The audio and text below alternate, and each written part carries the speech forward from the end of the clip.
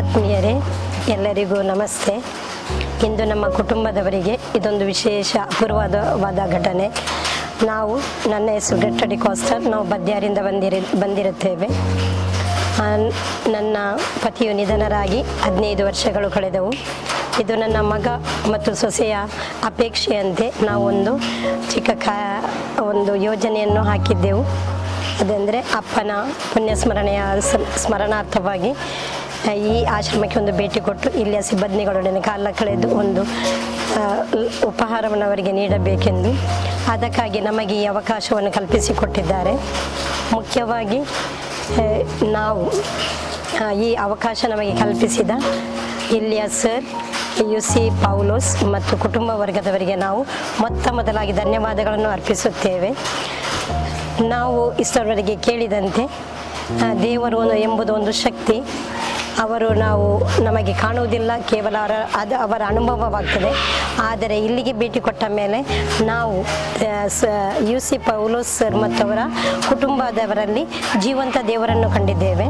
ಪ್ರಭು ಯೇಸು ಕ್ರಿಸ್ತರು ಭೂಲೋಕದಲ್ಲಿರುವಾಗ ಉತ್ತಮ ಕೆಲಸಗಳನ್ನು ಮಾಡ್ತಾ ಇರುವಾಗ ಅವರಿಗೆ ಸಹಾಯಕ್ಕಾಗಿ 12 ಅನುಯಾಯಿಗಳನ್ನು ಶಿಷ್ಯರನ್ನು ನೇಮಿಸಿದ್ದರು.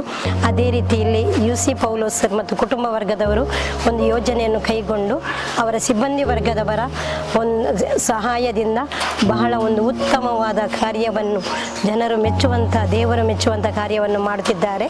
ಅದಕ್ಕಾಗಿ ನಾವು ನಮ್ಮ ಕುಟುಂಬದ ಪರವಾಗಿ ಅವರನ್ನು ಈ ಸಮಯದಲ್ಲಿ ಶ್ಲಾಘಿಸುತ್ತೇವೆ.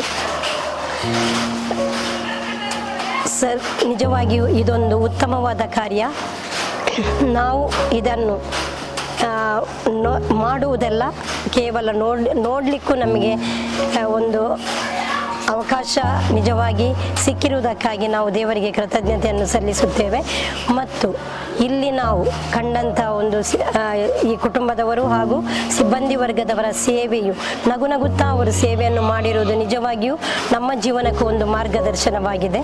ಅದೇ ರೀತಿ ನಾವು ಇಲ್ಲಿ ಜನರನ್ನು ಕಂಡಾಗ ಪ್ರತಿದಿನ ನಾವು ದೇವರಿಗೆ ಕೃತಜ್ಞತೆ ಸಲ್ಲಿಸಬೇಕು. ಯಾಕಂತ ಹೇಳಿದರೆ ನಮಗೆ ದೇವರು ಈ ದೈಹಿಕ ಆರೋಗ್ಯದ ಒಂದು ಶ್ರೀಮಂತಿಕೆಯನ್ನು ದಯಪಾಲಿಸಿದ್ದಾರೆ. ನಾವಿಲ್ಲಿ ಉತ್ತಮವಾದ ಒಂದು ಅನುಭವವನ್ನು ಪಡೆದೆವು. ಅದಕ್ಕಾಗಿ ಮಗದೊಮ್ಮೆ UC ಪೌಲೋಸ್ ಸರ್ ಕುಟುಂಬದವರು ಹಾಗೂ ಎಲ್ಲ ಸಿಬ್ಬಂದಿ ವರ್ಗದವರಿಗೂ ನಮ್ಮ ಹೃತ್ಪೂರ್ವಕ ಧನ್ಯವಾದಗಳನ್ನು ಅರ್ಪಿಸುತ್ತೇವೆ.